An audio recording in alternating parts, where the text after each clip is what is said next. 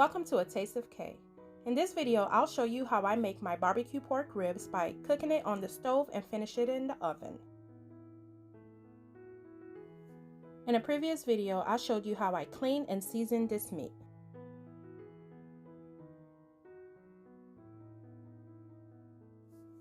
This meat has been marinating since last night. Allow the meat to come to room temperature before cooking.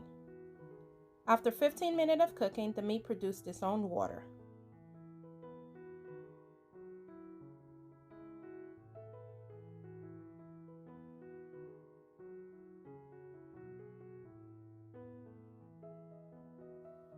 Cook the meat for an additional 30 to 45 minutes until it is tender, or in this case, falling off the bone as you can see.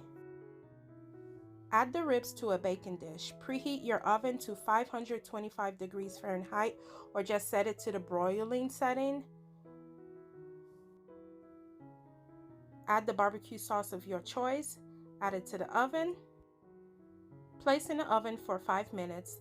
Remove, flip it to the other side, and place it for another 5 minutes.